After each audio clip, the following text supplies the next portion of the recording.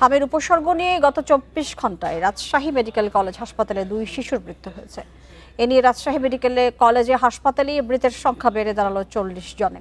এছাড়াও দেশের বিভিন্ন জেলায় বাড়ছে হামে আক্রান্ত রোগীর সংখ্যা।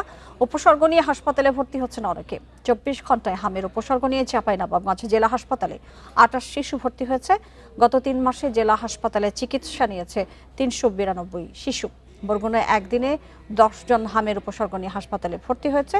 চলতি বছরের জানুয়ারি থেকে এখন পর্যন্ত হাম উপসর্গ নিয়ে চিকিৎসা নিয়েছে 132 জন। এর মধ্যে নমুনা পরীক্ষায় 25 জন হাম আক্রান্ত বলে নিশ্চিত করেছে স্বাস্থ্য বিভাগ।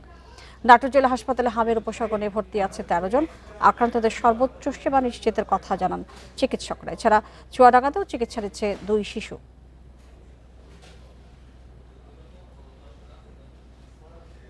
কাশিও আছে, সঙ্গে জ্বরও আছে। এখন এই অবস্থায় আছে।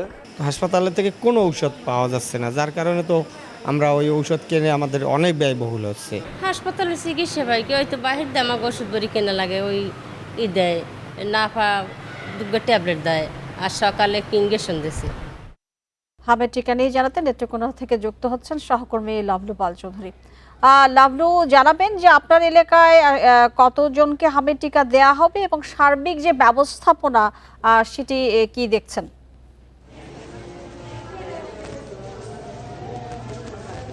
আমি এই যে নেত্রকোনার যে আটপাড়া উপজেলা রয়েছে সেটি কিন্তু ঝুঁকিপ্রবণ এলাকা ঘোষণা করার পর এখানে কিন্তু আজকে থেকে যে বিশেষ হামের টিকা দান কর্মসূচি সকাল 9:30 থেকে শুরু হয়েছে।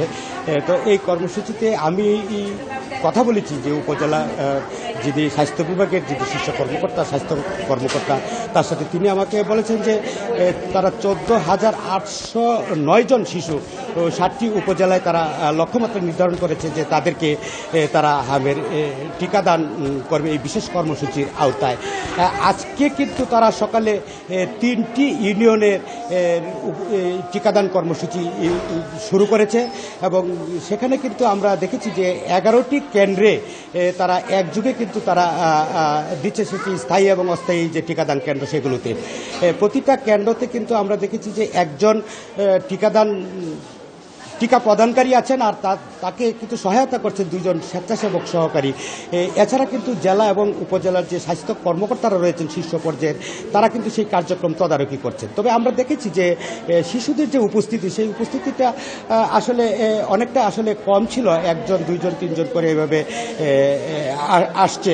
তো সার্বিকভাবে তারা কিন্তু ব্যাপক প্রচারণা করছে, মসজিদেও প্রচারণা চালিয়েছে, মসজিদের মাইকেও সেইভাবে কিন্তু তারা এগোচ্ছে। আমরা দেখেছি যে আপনি বলেছেন যে হামের প্রকোপ বেশ রয়েছে নেত্রকোনায়। সেক্ষেত্রে যারা এই ভাইরাসজনিত হামে আক্রান্ত, এছাড়াও যেহেতু হামের প্রকোপের আশঙ্কা রয়েছে, সেক্ষেত্রে শিশুদের টিকাদানের ক্ষেত্রে তারা এই উপসর্গে আক্রান্ত কিনা সেটি কিভাবে নিশ্চিত করে আসলে টিকা দেওয়া হচ্ছে একটু জানাবেন।